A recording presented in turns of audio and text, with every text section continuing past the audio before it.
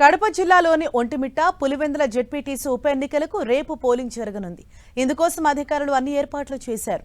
రేపు ఉదయం 7 గంటల నుంచి సాయంత్రం 5 గంటల వరకు పోలింగ్ జరగనుంది. ఈ నెల 14న రిమ్స్ సమీపంలోని మౌలానా ఆజాద్ ఉర్దూ యూనివర్సిటీలో కౌంటింగ్ నిర్వహించి ఫలితాలు వెల్లడించనున్నారు అధికారులు. ఈ ఎన్నికలను బ్యాలెట్ ద్వారా నిర్వహించేందుకు ఎన్నికల సంఘం సిద్ధమైంది. అయితే ఉప ఎన్నికల నేపథ్యంలో పోలీసులు భారీ బందోబస్తు ఏర్పాటు చేశారు. పులివెందులలో 15 ప్రాంతాలతో పాటు ఒంటిమిట్టలో 10 సమస్యాత్మక పోలింగ్ స్టేషన్లు గుర్తించారు. దాంతో జిల్లా వ్యాప్తంగా 13 చెక్పోస్టులను ఏర్పాటు చేశారు అధికారులు. అలాగే ప్రతి పోలింగ్ స్టేషన్లో వెబ్కాస్టింగ్ మైక్రో అబ్జర్వర్లు ఏర్పాటు చేశారు. ఇప్పటికే ఒంటిమిట్టలో 650 మంది, పులివెందులలో 500 మందిపై బైండోవర్ కేసులు పెట్టారు.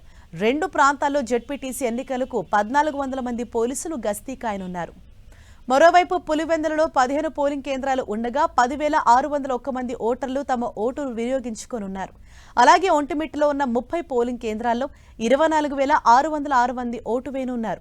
వీరంతా బ్యాలెట్ పేపర్ మీద తమకు నచ్చిన అభ్యర్థికి ఓటు వేసి బలపరచనున్నారు.